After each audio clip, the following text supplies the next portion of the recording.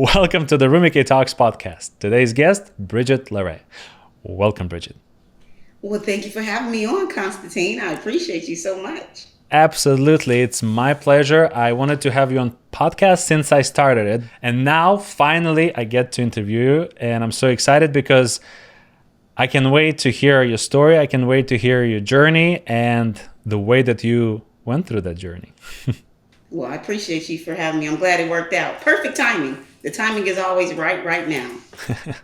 So let's just dive in. What's the most exciting moment that you experienced this past week? Konstantin, you're trying to get me to brag, aren't you? Well, the most exciting moment I had a great opportunity to do a TED Talk. I did TEDx, and it was so amazing. It's called "It's Not You, It's Your Beliefs," and it was just a great experience. Just preparing for the TED Talk, doing the research for it, and looking at so many TED Talks. Like, well, you and I met as speakers, so we've been in the speaking world for a long time. So one thing I realized is, see, when you're a speaker, when you've been speaking for so long, going to Toastmasters as you and I have, you feel like you don't prepare when you don't look over a script and do all the things that you do when you first begin. But the preparation has been all the time that you put in. So I've been a Toastmaster since 2015, so I have prepared for it. That's all I've been doing was preparing for it for the last 10 years. So it was very exciting to have this dream of doing a TED Talk come to fruition this week. Well, that's definitely an incredible milestone in your life. And yes, preparation for the speech, it's an interesting process, at least for me. On one hand, if you prepare so much, you rehearse it so many times, and you come speak, it may feel really rehearsed. And on the other hand, if you don't prepare at all and kind of trying to wing it, it's going to feel that you didn't rehearse to other people. So it's a balance between being really prepared and also having this like a rogue element of inspiration that can hit you during the speech. So you're not so stiff as you speak. Yeah, see, that's why I don't, well, okay, this is not going to sound too good. That's why I don't like to prepare. When it comes to speaking, because I'm an authentic, genuine person, period. And when I speak, I don't like to go off of a script because that's when we get in our head. Like, oh, did I say that right? Was I supposed to say that right there? Or did that come after? It's like, you know what? I'm just going to say what's on my heart. I'm going to speak to the people and I'm just going to be real. So the preparation is at the years that go by when you are doing these prepared speeches in a gym like Toastmasters, a speaking club. I'm also in another speaking club. Well, it's called Next Level Speakers Academy with Dr. Eric Thomas, Jeremy Anderson, E.P. Johnson, and amazing individuals, some top tier professional speakers out here that I'm learning from. So I've been preparing. I've been in the rooms and going to all the conferences, the seminars and things of that matter. So I think a lot of times we can be hard on ourselves. Creative people we can be hard. We are we get in our own way. We really do. We sabotage ourselves. Well, I'll speak for myself. I've been known to sabotage myself in thinking that I'm not prepared when, girl, you've been doing this preparing. So it's time to get in action. So I'm so grateful for this TED Talk, for, this mindset right now. Like right now, Konstantin, before we started this, we was talking about where we're at in life, and we was talking about how we're on a journey. And I'm realizing the journey that I'm on right now is action. I've talked enough. I've prepared enough. I got all the credentials. I've done it. It's time. It's game time now. Yeah, I feel like we're on the same wavelength or something, because I'm also at the moment in my life where I'm about to take some action in terms of my career and move up to the next step and everything like that, and big decisions I need to make very soon. So I totally understand where you are right now, and in this case, in terms of taking actions and stop being satisfied where you are in the moment, and kind of like letting the life ride you Yeah. instead of taking control. Yeah. Oh, now I'm interested in what action steps are you taking? Well, we're talking about you in this episode. Maybe if you invite me on your podcast, I can talk about that. Okay. Yes, actually, yes. How about that? I'm on the Rumikay podcast, and we can set up and schedule for you to be on the Bridgett LaRé podcast. Well, the Bridgett LaRé show. I call it the Bridgett LaRé show. Nice. Well, thank you. I didn't ask for it. Well, okay, let me tell you all what the Bridgett LaRé show is about. Is where we showcase, highlight, and celebrate individuals with unique gifts and talents, like yourself. Like, we got all genres of creativity: actors, dancers, singers, musicians, poets, entrepreneurs, whatever, doctors, whatever you do, whatever your gift is. And to be honest, we all have a gift. We're all gifted. Everyone has a gift. Konstantin, you'll be so surprised how many people I speak to when I ask them what's their gift, and they're like, well, I don't know. That breaks my heart. No. It breaks my heart. So that's why I do this podcast. I interview someone. I'll take someone off the street, and they're like, I don't have a gift. Literally, I have shows on there. Literally, when I'm on the street and I interview someone, and we work out their gift right there. So it's like I'm coaching as well. I'm taking them through the bridge method as well. That's my coaching platform. So yeah, we'll have you on the Bridgett LaRé show. Well, that would be an honor. So let's talk about your gift. And particularly, I'm interested in the beginnings. When did it start? What was the moment when you were a kid, where you decided, or where you realized that you have this passion for something specifically, like particular action or things that you've been doing as a kid? And then over the years, you notice how that translated into the things that you've been doing, the things that have been bringing you joy. Yes, it does go back to my childhood, as mostly everything does with us humans. I remember when my mom gave my brother, my sister, and I a piece of paper and some crayons. And she said, draw me a picture. And my sister, she drew out this beautiful picture of Minnie Mouse. I'm talking about had the Minnie Mouse ears, and she put bows on them. The colors were vibrant, beautiful. My brother drew like this Power Ranger, the yellow Power Ranger. I don't know if you're too young to know about the Power Rangers. Yeah, I know. Go Power Rangers. You mighty morphin Power Rangers. So he drew this Power Ranger, and at the time, I'm not watching what they're drawing. I think I'm probably about 8 years old, and they were 9 and 10. We were stair steps. And they hand the pictures to my mom, and she's like, oh my God, these are so pretty. And then I give her my picture, and I drew her. So it's like, she's going to really love mine. And she looked at mine. Oh, okay, good job. I looked at my brother and sisters, and I was like, wow, where did y'all get this talent from? Here I am drawing stick figures. Literally, my mom looked like a stick figure. Circle head, just lines for her body and lines for the legs. I was like, oh my God, I have no talent. So at that young, impressionable age, I started to tell myself I had no talent. And the thing with being young and impressionable, I started to believe it. Because that's where beliefs are formed. Our experiences, our circumstances, our past. So for a long time, I believed I had no talent, Konstantin. And I treated myself as such. I treated myself as if I didn't matter. I treated myself as if I wasn't worthy. I didn't add up. Everybody else was better than me. Everybody else had more talent than me. Were you really thinking like that? Like, were you thinking that I had no talent? Like these words? I believed it. Wow. Therefore, because I believed it, I didn't even try anything. I wasn't ambitious.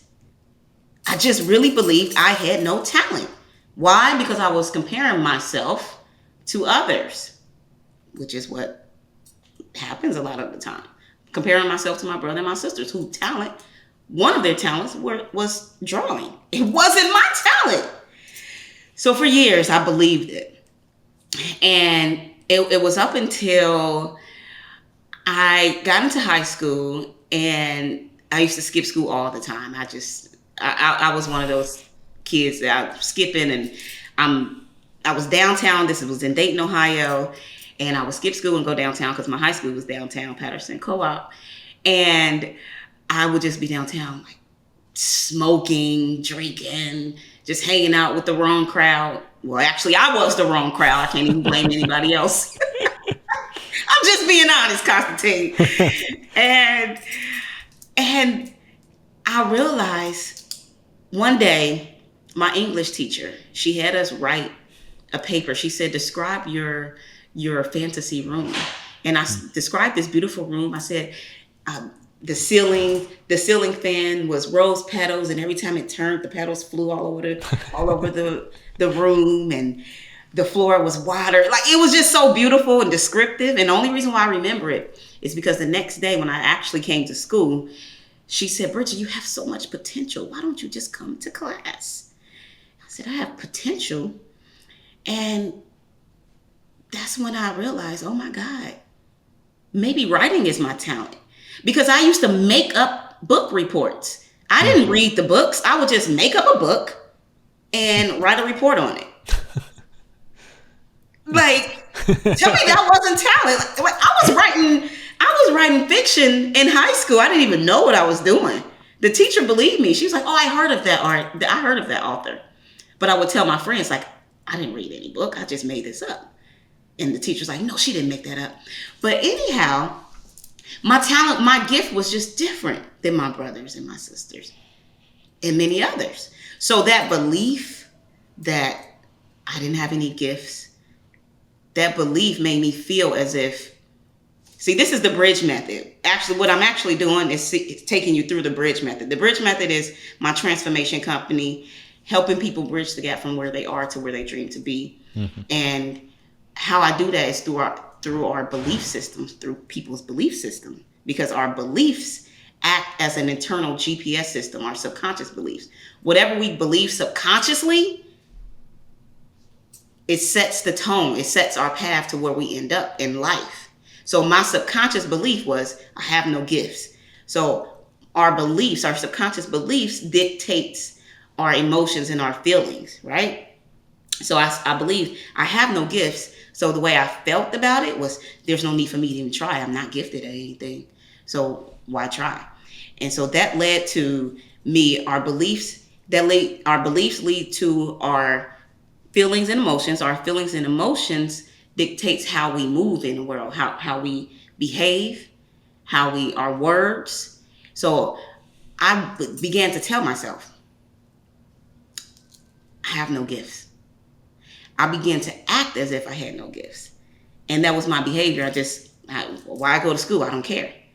So I had to change that that belief was broken, that subconscious belief was broken when I realized, oh my God, I can write. So I began writing journals every day, which it was a school assignment. And next thing I know, I was just writing. I had a desire to write my life story. And I kept this journal. And every day I started it off with, I had one hell of a day today. I had one hell of a day today. And I would go and describe my day. And unbeknownst to me, my mom would read it to the family every day. I ended up finding that out some years later. But they was like, oh my God, this girl she's so interesting. How does she do all this stuff? But I shouldn't have been doing the things that I was doing, but I had one hell of a day every day. So long story short, at the age of 33, I realized that I was the same age as Jesus was when he died. And I thought about like all the miracles, the wonders, the signs and things that he did his time that we know about, that he was here on earth. And I said, well, what if I died at 33? What would my legacy be? And I was like, wow. I said, you know what? I don't think I would be happy with my legacy. Although I figured out I could write at that, but I had a desire to write a book about my life, but I hadn't up until the point of 33. So when I turned 33, I said, I asked myself, what was one thing you would regret not doing if you died, like Jesus did at 33? I told myself I would regret not writing a book like I've been wanting to do since high school and sharing my story. So at 33, that's when I wrote my first book. And here it is. It's called The First 33, One Woman's Journey from Trash to Treasure. This is volume 1, The Early Years. And then we have volume 2, The Untamable Teenage Years. Volume 3 is coming out soon. I need to sit my butt down and finish it. And once I finish volume 3, it will be a docuseries. And I also teach from these books because I have learned this is literally my life. I share beautiful, colorful stories. Keeping it real, y'all. I keep it way too real. I tell all my business. I share beautiful, colorful stories. I connect the dots how God has always been there, always guiding me, even though I was in the trenches, doing things I had no business doing. I share all the struggles. And each chapter ends with a Bible scripture. And I love art so much. So there's also independent artists, paintings in there, pictures, people that I know and love. Nice. Did that answer your question? Yes, that's a great answer. When was the first time that you decided to speak in front of the crowd or something that is similar to that? Because every time you go and speak, it's just like, I don't even care what you're going to talk about. I'm already in. I love you, Konstantin. Where is that energy coming from? It comes from within, the fire burning within. I got so much energy.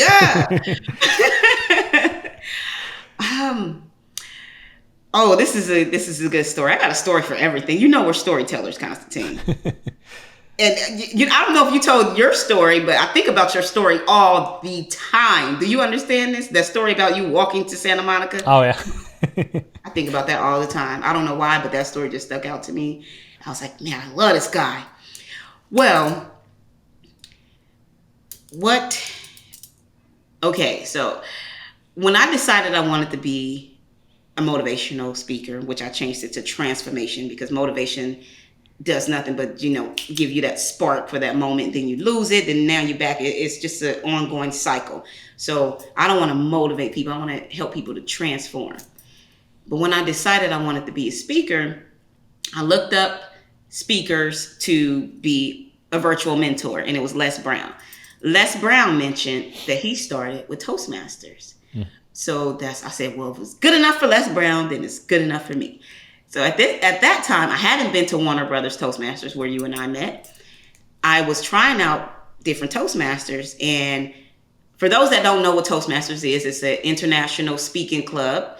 And it's where people go to increase their skills in public speaking. Just like how you go to the gym and pump up your muscles, Toastmasters is where people go to pump up their speaking muscles. You get to practice. And then there's different portions of the meeting. So there's speakers, prepared speakers. Then there's impromptu speakers, which we call it table topics, which somebody just asks you a question, then they pick anybody in the audience to answer. Then the prepared speakers are evaluated. And for all 3 sections, there is voting. So there's a winner at the end of the meeting. Konstantin, the first Toastmasters club I picked, I just went online and picked some close to me. And I lived in Hollywood at the time. So it was this place in Hollywood. It was called like Free Thinkers or something. I don't know. But I went there and it was my first time at a Toastmasters. I went to visit.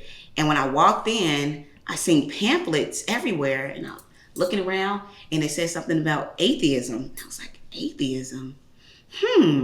This is interesting.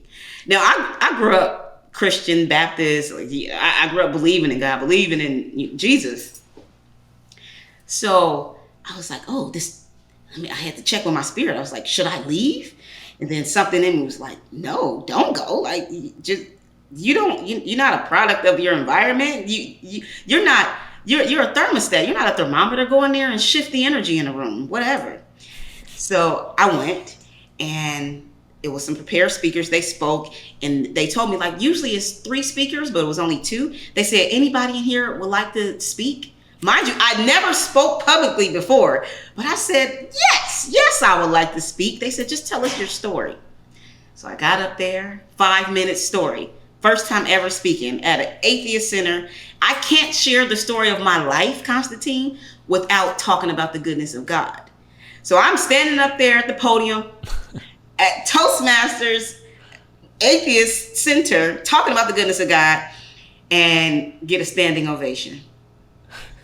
At the end of, the person that evaluated me did give me the evaluation. He said, listen, you got to know your audience. I don't know if you know this, but this is an atheist center, and you spoke a lot about God. I was just like, oh, okay. But then at the end of the meeting, when they called the best speaker, first time speaking, I won best speaker. I was like, oh, this is a gift, isn't it? So that was the first time, Konstantin.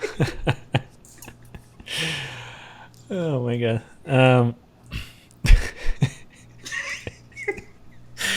It just reminded me, I don't know why I connected these dots, but it reminded me at the time I was in Finland, and they have this aqua park when there's like saunas and some slides and stuff with water, and it was first time in Finland for me, and I'm going out of the shower, and they say, oh, this is the area for men to just sit in the jacuzzi, so there's no women coming into that room, and everyone's naked. I go out and don't wear anything, and go into jacuzzi. There's no one around, so I'm just sitting chilling, and I see there's women start passing by, and men and everybody, and I realize that it's not the right area. This is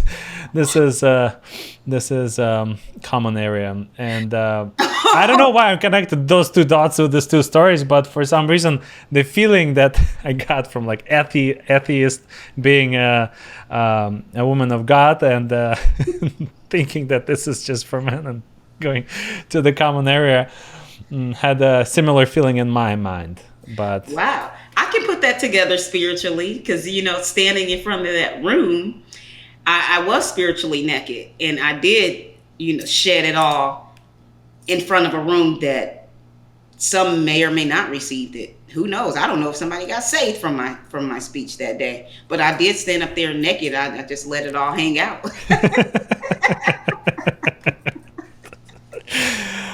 All right, let's talk about your public speaking training. So that was your first time just discovering yourself. Yeah. What were the following steps to build up your skill set as a public speaker? Yeah, so I realized if you want to compete in anything, if you want to grow, not even compete, if you want to grow at anything, you got to get around people that challenge you in that area. I knew I wanted to grow in speaking. Of course, that wasn't the place for me, especially if I go the first time ever speaking, I win best speaker. I'm like, that's not where I want to be. I want to be around speakers that I can learn from, people that challenge me. So the second Toastmasters I went to was Warner Brothers Toastmasters. And that's where I met you, Konstantin. This was so long ago, so many years ago. Oh my God. I wonder, was it, because when I saw you, I thought you've been there for many, many years, or like many I've been times. here since 2015. I think you came a little later. Yeah, it definitely came a little later, at least 2016, 17 or something. Yeah, but because it's interesting, this when you come to a new place, and there's a bunch of people like doing things, speaking in this case, you think that these people here, they've been here a long time, and you're just like an outsider. But then you realize that some of them, it also was their first time, or like 2 weeks ago they just joined, and you never know. But not all places are like that. It was something special about Warner Brothers Toastmasters. I'm so sad we didn't survive the pandemic. Dang it. I love that club, because I knew that was the club for me when I went in there, and everybody was such strong speakers. I was like, oh my God, I'm going to learn so much from these speakers. And the evaluations, oh my God. the evaluations is what really did it for me. Just for someone to stand up there, give it to me raw, the good things I did and the things that I could improve upon. Yeah. That's what really helped me to get to the level of speaking that I'm at now. I don't want to toot my own horn, to be able to just speak impromptu at any given moment. But that is what Toastmasters did. I feel like this is turning into a, pro Toastmasters show.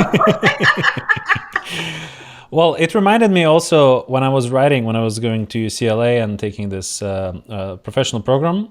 And it was my first time in a class sharing what I wrote in front of the pretty much strangers.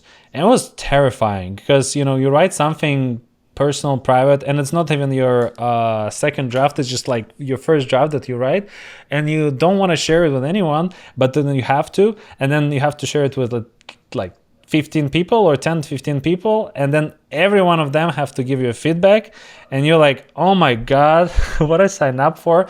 But then after you do it a few times, you kind of get used to it in terms of accepting it, and also you realize the patterns, the things that you can improve, the things that constantly appear in your regularly appear in your writing that are not necessarily help you to connect with the audience. And that's where I realized the power of feedback, the power of getting good feedback, I guess. I mean, any feedback, to be honest, is good because I don't think it's about just one person saying, it's about several people saying something, and then you find the trends in that feedback that correlates with what you're doing and what you were trying to achieve. Yeah, for sure. Yeah. I think feedback is neutral. I don't think it's good or bad. It's neutral. Someone's feedback. Yeah. And I resonate with that so much. So did you take this class before or after Toastmasters? I think I was taking it while I was at Toastmasters. Oh, gotcha. Yeah. So that wasn't your first time speaking in a public place. It was just your first time sharing your writing. Yes, sharing my writing, not speaking, because I wasn't speaking really. I was just giving. The craziest thing, that's what will paint the picture. In that class, the classroom was, like university is like 2, 3, 4 boards, like 4 big boards, like blackboards, whiteboards, you call them. And there was a big projector, and everyone around it. And so they put all of your pages on a huge projector for everyone to see your writing. And that felt very intimidating. And I don't know, maybe probably different people are different. But for me, especially at that time, it was like worse than public speaking. You were so exposed. You were naked. You were I was naked again once more. It's like I should write a book, Konstantin, My Naked Experience. Ooh, that'd be a good one. Or maybe you can write a book with sharing people's stories of their naked experience. Share a collection of stories. Look at us. Yeah. So let me ask you, is there another naked experience that you'd like to share, that something that happened to you where you were kind of like fish out of water and you come in this group of people that different than you or you never met before, and talk me through that process, your thinking process, like how were you thinking through that moment and what did it lead to? I feel, I don't know if it's because I'm a nurse. I believe that I pretty much feel welcome anywhere. I don't know if that's a gift or a curse. I don't know if I'm just gullible. But where I'm from, Dayton, Ohio. In Dayton, Ohio, we had on the west side, it's still like that. On the west side is black people. On the east side is white people. Growing up, I knew one person from China, Kim. Everybody knew her in the whole city because it was black, it was white. Now, it could be an over-exaggeration, but that's just from, my world. That's all we knew. And I moved from Dayton, Ohio on a journey of self-discovery when I was 29 years old. I'll tell you this, every day I began to wake up and there was a question that was burning inside of me. I was a nurse at the time, but all I was doing was partying and living that party girl lifestyle, not making any notable contributions to society. And one day I woke up and this voice just was on repeat. I ran to the restroom and my stomach was upset. I was in a drunken slumber. And as I'm on the toilet, something came up out of me. It wasn't what you're thinking. It was that question. I'm on the toilet and this question came up out of me. Is this all there is to life?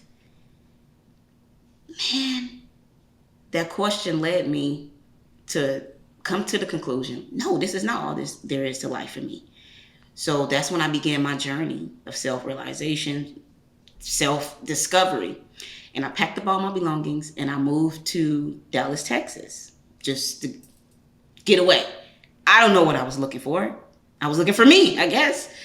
And when I went to Dallas, I drove 14 hours straight off some Red Bull.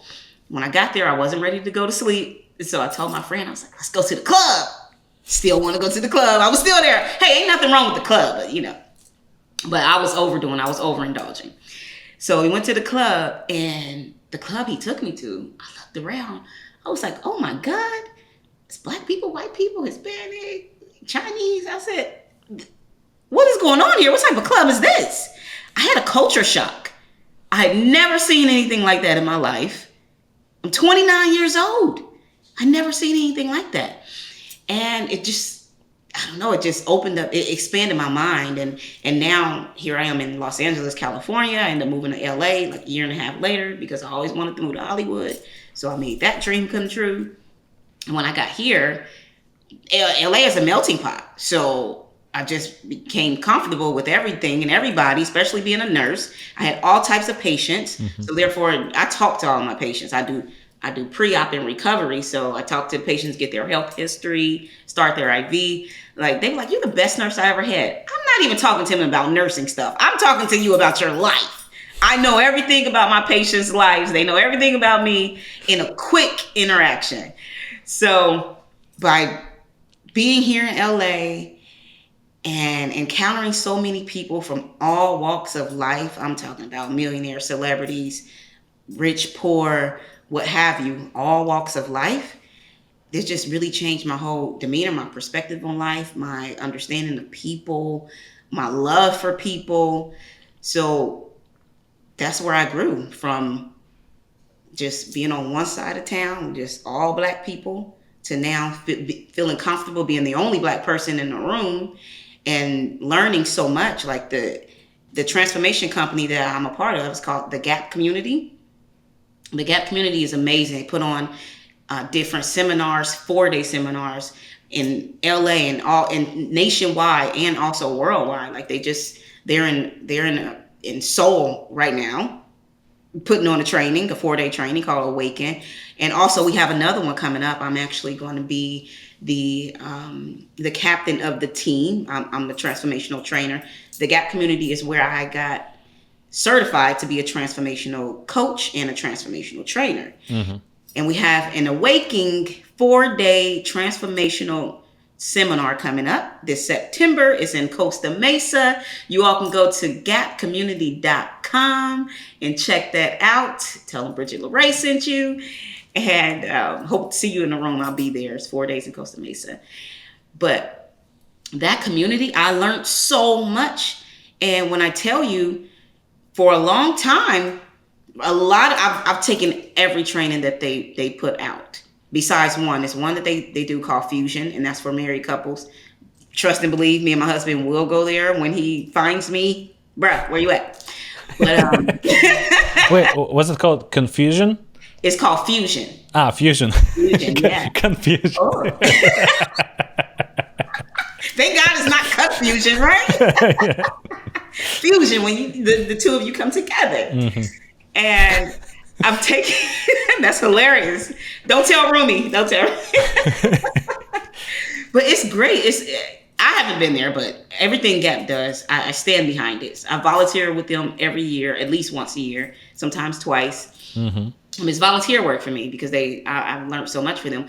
But my point was, a lot of the times I'm the only black person in the room there. Like I went to a Christmas party that one of the members had, and I took video and I posted it. And one of my black friends was like, Bridgett, you hang around a lot of people that aren't black these days. And I was like, what do you mean? And I looked at the video, I was like, oh my God. It was about 100 people there. I was like, wow, I'm the only black person in this party. I said, I didn't even notice it. So that was such a win for me to realize that how much my brain has shifted. So it's like, oh my God, I don't see the color. I understand when people say they don't see color. At first I used to be like, how you not see all this melanin? You see this color. But now I get it. It's like, I don't see the color. I'm only seeing heart to heart. I'm seeing people's heart. Like when I had my 40th birthday, I had it at this amazing, it was a restaurant in Beverly Hills, and it was really nice. And my friend, Augustine, he lives in South America, in Uruguay.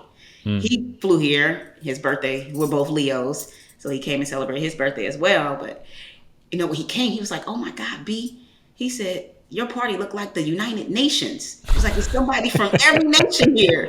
And I looked around again. I'm like, oh my God, there is literally Nigeria, just people from everywhere, China, like everywhere. So that was, to answer your question, whatever it was. Whatever your question was, I hope I answered it. Well, you definitely give me food for thought. I know. Yeah, realizing we're all more alike than we are different. So I mean, there's so many parallels I have with my experience and things that I went through, and I had more than one cultural shock in my life because I've been traveling pretty much all over this planet. not everywhere though, but different places with different cultures. But the craziest shock, I guess, mini shock, but it was kind of like lasting, maybe because it was recent, is I experienced by watching this show that's called Couples Therapy. I don't know whether you've heard about the show. It's a show on Paramount Plus, and there's this Israeli-born psychotherapist, Orna Guralnik. She basically created the show, or she and producers created the show, where they have real couples coming to the show into a room where just the psychotherapist and them, and there's no cameras. The cameras are hidden behind the walls, so people who inside, they don't feel like they don't see the cameras or cameraman. So that allows them to have like actual real reactions to each other and to the therapy and everything. But they're aware that the cameras are there. They're aware that the cameras are there, but I think it's the first show where I show some real emotions, like reality show, real emotions, real things that can happen, in real life. But the thing that shocked me the most is that all the couples are like different, different in terms of their upbringings, different in terms of sex. There is gay couples, there is what's it called, polyamorous, like multi couples, and different dynamics. Sometimes the man is the king, sometimes the woman is the king or queen, and all of them are different. And I never been able to see like all of that in such a compact form, like episode from episode, because you literally see like all of these dynamics, and some of them like you don't even know were existing before until you like saw people actually going through them. Yeah. And some you can relate more than the others. There are some situations that you can relate to as well, but it's interesting to see that there's so many different relationships that people have as a couple. It's fascinating. It's fascinating and terrifying to see like some of them that they exist, Yeah. I mean, hey, it's somebody for everybody, like to each his own, and all those, whatever works for somebody. Yeah. So I haven't seen that show though. It's an incredible show. It's are there celebrities I'm on like, there? I want to wear her t-shirt, like Orna Guralnik, the psychotherapist. She's like so cool. I just like how she handles them. When she sees that some person like start to dominate the other person, she puts them their place. You're doing this, stop it. Right. I think I seen a sizzle for a celebrity couples therapy or something like that. Is it that one? No, they're not celebrities, real Oh, people. okay. They were Okay. actually casting for this season. We saw casting somewhere, and in Chicago they were like casting for this season that just came out. But the funny thing that the reason that I started watching it is because I was on the plane and I was just looking for something new to try, and I started watching it. And the reason I fell in love with it because the first episode was interjecting, this couple relationship and stuff with the shots of New York City, and I was just flying from New York City, and I was already missing the New York City, and I was like, oh my god, this is like so cool. This how the couples are in New York City and stuff like that. It Looking was back. interesting to see it. Yeah, it's like it feels like you're picking through how Oh, do you you call it? fly on the wall. Like a fly on the wall. Yeah, it does feel like that sometimes, especially when they get into the moment of fight, because it's habitual and they cannot control it, even if there are cameras that they're aware of them. There's still those moments where you can see some things that you saw in your real life, like not in your life, but in like you were observing other people doing similar things. Yeah, that's why old school people love, or not just old school people, like people love the stories. No. I didn't realize the story still came on. I was at my mom's one day. She's like, "Oh, I gotta watch my stories." I'm like, "The stories still come on?" It's been nonstop. You know about the stories, right? I'm not aware, but Oh I my think god, the stories. Okay, well, I'll hit you to that later. yeah. It's wild. Literally, it's been drama since these. It's made up. But it's not real. But this is what I think reality TV is based off of the stories. So like our grandmas and grandparents will watch these stories, and it's just people following these lives of families, and it's a lot of drama and cheating and lying and stuff like that. And they just been following it for years, like generations, and it's still some of the same people that were kids. They're like grandparents now, and they're still on these same stories. Bold and Beautiful, All My Children, stuff like that. These are the names of the stories. You gotta look it up. You'll like it. I don't want to get you hooked though. We'll see, maybe. Let's talk about how do you recharge when you feel like you get overwhelmed watching too many stories, and or just in general, life hits you hard, or just a little bit. How do you create the space to recharge? I like this question. I do. I love getting grounded. I ground. Like literally, I will go to a park. I won't tell y'all my favorite park, but I go to this one park in particular for some reason. I don't know. This park and we just became best friends. I have the same spot I'll go to, kick my shoes off, and I'll put my feet in the grass, and I'll meditate. I'll meditate and just let all of that energy, the hustle and bustle from everyday life, any negativity, like all the things that just get us all wound up, I embody that energy and I'll just let it go back into the earth. Like I literally imagine that energy leaving me and going throughout my body and back into the earth. I listen, ever since I got to LA, I've been real woo-woo. I agree with that. Yes, I mean there is definitely some kind of connection to Earth. It's like a field to recharge. Yeah, literally, it really like is. And I'm such an energy person. I can feel other people's energy. I know when energy shift, when it changes. But have you been to Mount Shasta? I'm sorry? Have you been to Mount Shasta? No, what is that? So it's a mountain somewhere close to Oregon, or like somewhere around that area. It's like a very magical. I mean, basically, this is one of Earth chakras. So Earth has chakras, like 7 chakras, and this is one of them. One of them, and it's like one of 7. The area around Mount Shasta, because Mount Shasta was still believed by whoever was populating that area, the tribes and so on, that some mystical powers, not magical, mystical and certain powers that heal, and you feel it when you come there.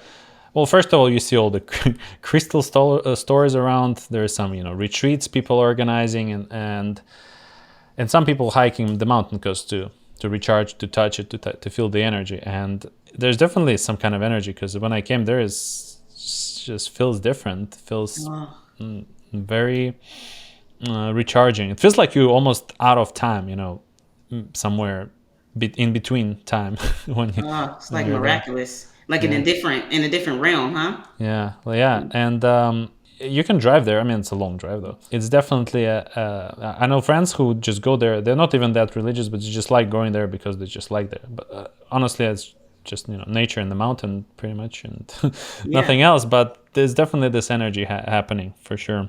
Yeah, and we can bring that energy up anywhere. It's within us. We are energy. Everything's energy. And I love nature. I do. I was just at the Huntington Gardens the other day. I actually interviewed a friend there. Is it the Huntington Library? Yeah. Yeah. Mm-hmm. Oh, that's such a nice place. It was my first time there. It's like, oh my God. It reminded me of the Arboretum. Which one? The Arboretum. Just any Arboretum. But I go to this one in Arcadia. It's just called the Arboretum. I see. But just out in nature. And so that's one thing I do. I get out in nature. I'll write. One of the place where I wrote my second book, The First 33, Part 2, I went to Big Bear in the mountains, as you were speaking of the mountains. And I just stayed there for a week by myself. Had a fireplace and burnt incense, candles, and just set the tone. It was real nice and romantic for myself. Was it like a cabin? Yeah, it was a cabin in Big Bear. It was so nice. Oh my God, I would just sit there and I love when it was nighttime. I'm such a night owl. I'm such a night owl. During the day, I'm not really feeling the creative juices. I have to intentionally make myself be creative. But as soon as the sun go down, I'm like, okay, now let's go. I don't know what that is. I gotta look that up. I'm like, all right, let's go. Now it's time to get this work done. But I'll do that. I love to read and just get away from just the noise of it all, the noise of the world. I listen to a lot of motivation, motivational YouTubes, podcasts, just anything to just free my mind, just to put me present, make me present. Is there some works of art, books, movies, songs, maybe, poems that elevated your life in some way? Well, one book, I probably listened to this, and I say listen because I used to drive a long route from Hollywood to Orange County. I was a nurse in Tustin. I used to do home health. So not only did I drive an hour and a half there, I would drive around Tustin and then visiting patients at their home. And then it would take me about 2 hours to get back to Hollywood after that. But I listened to Dale Carnegie's How to Win Friends and Influence People over, I'm going to say, at least over 50 times. At the least. I don't know how many. This is when I was 33, I put myself on what I call spiritual boot camp. And I wasn't listening to any secular music. Like I just was listening to that book. That book, I really allowed it to reprogram me. Because when I tell you I was such a negative person, I was so negative. And I knew I was, but that's just the way I was. And I decided to not accept it. I said, this negativity is programming. I need to break this programming. And how to break a programming, you have to reprogram yourself. You have to replace it with something. So I didn't know what else to do. I found that book and I liked it. I loved it, actually. And I listened to it. It's just on YouTube. Dale Carnegie, How to Win Friends and Influence People, is like 6 hours on YouTube, free. I'm saying this so that your listeners, anybody that feel like they need something and they need it right now, Go to YouTube, get that book, listen to it over and over and over again. I allowed it to reprogram me, and people got so sick of it. They're like, his voice is annoying. You turn that off. Like, what are you doing? Like, you're hypnotizing yourself. It's like, good. I need this cleansing. And now I think it did too much of a job, because a lot of times now I've been telling myself here lately that I've been real nice. I've been a little too nice. And the thing about being nice, people take advantage of nice people. I never ever want to feel like a victim. Yet and still, I've been nice to people that didn't deserve my niceness. They took it for weakness. And that's what I've been telling myself here now. I'm like, listen, you got to be kind. Being nice is low-key people pleasing. So I'm realizing that with myself. It's like I've programmed myself to see the good in everybody. Not everybody's. We're not always one way, right? But I feel as if I've allowed the energy of attracting takers, because I've been such a giver. I've been so nice. So I'm saying that I reprogrammed myself to be this way. So now I have to, put on another programming and be kind and stern, not all nice and, oh, here you go. You want this shirt? Here, take it off my back. It's like, okay, I'll give you a shirt. Let me let me find another way around it. Let me not jeopardize myself, because that's being nice. So, yeah. Yeah, it's interesting how words have power. And it's also interesting to observe different languages too. In different languages, some words can mean different things. Similar words can mean different things. And it also makes you think. So even if in the language this means one thing or this thing means the other, how do you perceive the world just because of this small little difference of one word? Like, for example, in Macedonian, which is where my wife from, they call chair stol, and in Russian is the opposite. It's such a minor difference, and on the surface you might not know how it will affect you, but it does certainly affect you somehow. If all your life you've been calling table chair, yeah. Then I heard English is one of the hardest languages to learn, because we have so many words that look alike, sound alike, but then one word can, like, the vowels are pronounced differently in so many words. Like, yeah, it was hard to learn, because it took a long time to learn for me, but yeah, I guess it's, you practice every day. You speak and create a podcast to practice. You're doing great too. You're doing a great job.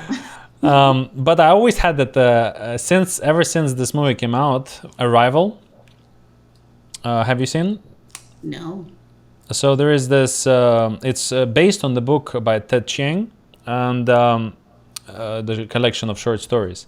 And basically, it's when aliens invade, and Amy Adams plays the pregnant linguist. But she's like a next level linguist. She studies different old ancient languages and stuff. And basically, to long story short, this whole movie, it's about this concept how language changes the way that we perceive time, because she tries to understand the alien language, and then kind of like the climax of the movie, she realizes that the way they perceive time is different because of the way the language is structured. And that kind of blew my mind in terms of like, oh wow, now I understand why people who speak French do these things, and then people who speak Russian do these things, and people who speak English do other things. And also, as I was learning English myself, I realized how my mind started to be more structured in a way, because, and kind of like everything, you put label on everything, you kind of like categorize things, which not necessarily a thing with Russian. Even some sentences, much shorter in English than in Russian, because we kind of take our time to explain what it means, and in English you just want to get to the point sooner. Yeah. So how many languages do you speak? Well, I speak two, but I learned French a little bit, And also because my wife is from Macedonia, I'm trying to learn Macedonian too. Wow, good for you. I'm headed to Japan for my birthday, Oh, and wow. I was practicing Japanese, so when I get there, I can try to show out a little bit. Mm. But one thing I learned, I was practicing it like 2 months ago, and I hadn't touched it since. I don't remember one word. I was doing so good, but because I haven't practiced in 2 months, I lost it all. So here's the tip, quick tip. uh, Before you go to Japan, memorize phrases that you use, just personally you use in your real life every day as you communicate with strangers, because that's what you're going to be doing there, most likely. But like, what's up, girl? How do I say it? And practice them until like you memorize a poem. So practice them. Ideally, if you can find like a speaker of a Japanese speaker, practice with them until they understand you or every time you say it, and you don't have to make it a lot of them. Just learn like basic, hi, how much, whatever, and something that you specifically use to make it kind of like to customize it for you. Memorize it, practice, build that confidence, and then you'll be able to use it. Because the biggest problem when you learn a language, you may be like very advanced speaker on paper, like you kind of have C2 certificate, like advanced level, but you weren't able to speak in person because you didn't have practice doing that, and also you don't have the confidence to speak it because you think it's saying something wrong. That's good. That's good. I'm going to use that. Thank you. I'm going to get back at it today. I want to go I'm to gonna Japan do it. myself, by the way, because I became a United States citizen recently.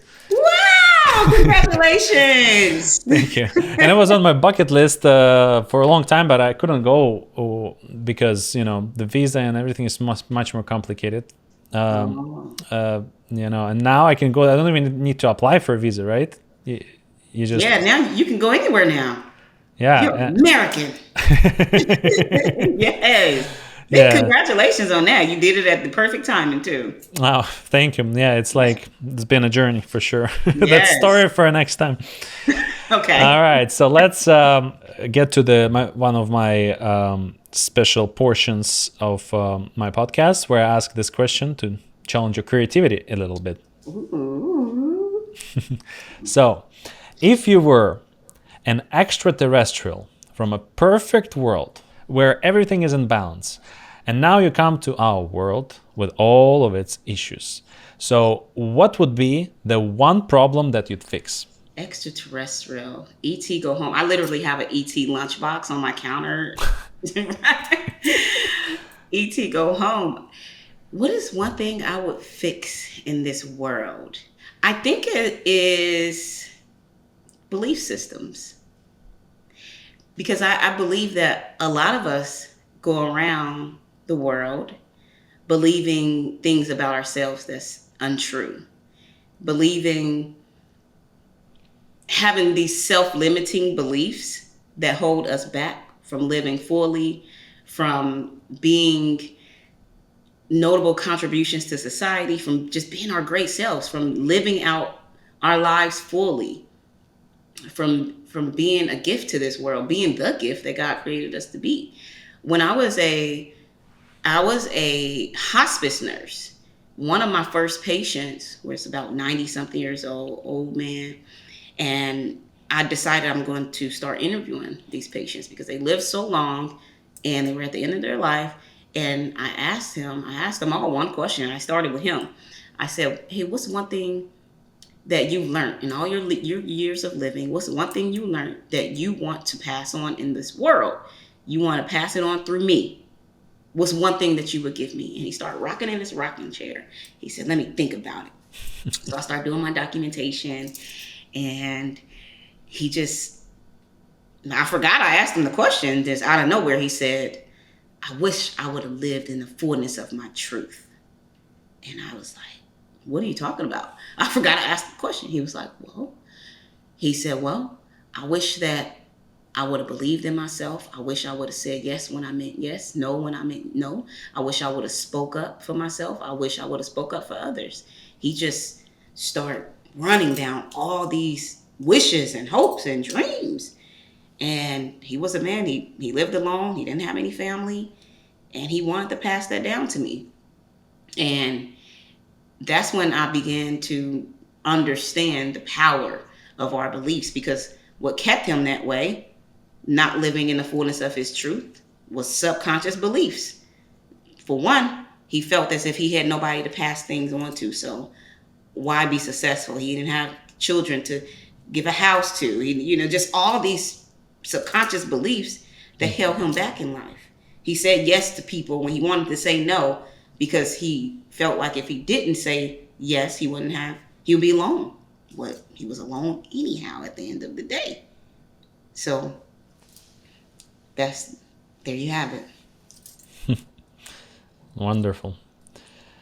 And now the final question that I ask to relax a little bit and be playful, I guess. Your obsession of the week. What was one thing that you've been obsessed this week? It could be a book, a movie, it could be a film photography, it could be anything, brand of toilet paper. This is going to sound so vain. But it's the truth. It is the truth. Okay, so I've been marketing the Bridge method for a while now. I've revamped it, I've rebranded, and I've done so much with it. I've had the company for years. The idea, actually, I just started the company earlier this year in February, actually. Mm-hmm. And I've been saying, we have online programs and private coaching, but to be honest with you, Konstantin, there hasn't been an online program. It's only been private coaching. So my obsession this week, I've been putting together the online program. So I have the entire outline put up, and I will be actually launching the program this August, definitely before my birthday, which is August 8th, 8/8, the Lion's Gate. And I will be launching the Bridge Method online program. It will be available. I'm not just talking, I'm taking action, and I've been obsessed with it. That's all I've been doing. People are like, girl, where you at? I'm like, this is all I'm doing. I'm locked in. I'm obsessed. When people text me, I'm telling, hey, I'm working on the Bridge Method. I'm like, what are you locked in on? I'm encouraging people to lock in on something too. So this has been my obsession, the Bridge Method, and also the TED Talk. I can't even lie to you. I probably watch my own TED Talk 20 times. I don't know if I'm trying to get the views up or what, or if I'm critiquing myself. I don't know. But after I actually filmed the TED Talk, I had all these emotions come up oh man, I didn't do good. I should have practiced. And I was like, girl, stop that. So once I looked at it, I was like, you know what, girl, you killed that. You rocked that. You even rapped Nipsey Hussle on a TED Talk? Who does that?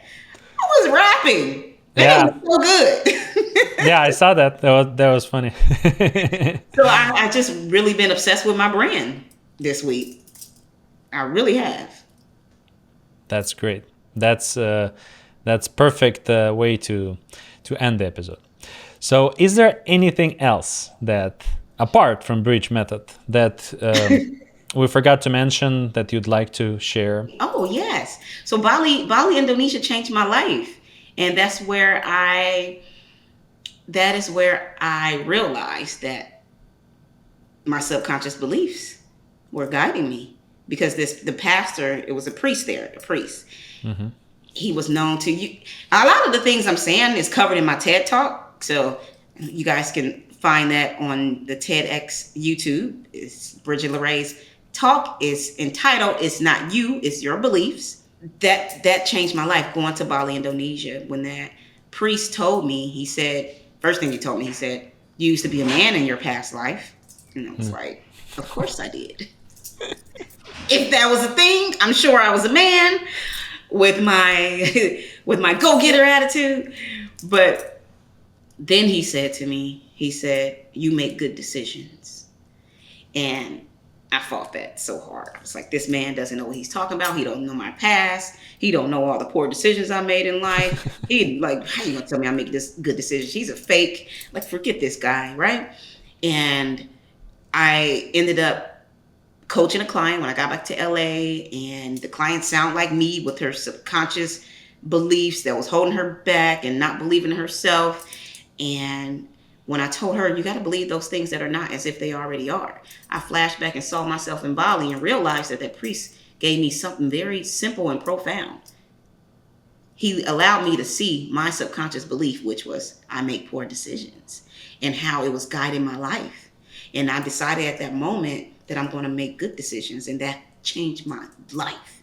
So because Bali, Indonesia, I had that pivotal moment in Bali, Indonesia, I'm going to take people with my first retreat, my signature retreat with the bridge method is breaking barriers in Bali. And we're going to do that in June 2026. So people can go to my website, hit me up, let me know, sign up, send me a message. Let me know you want to go to the retreat in Bali with us. I'm going to put all of those links in the show notes.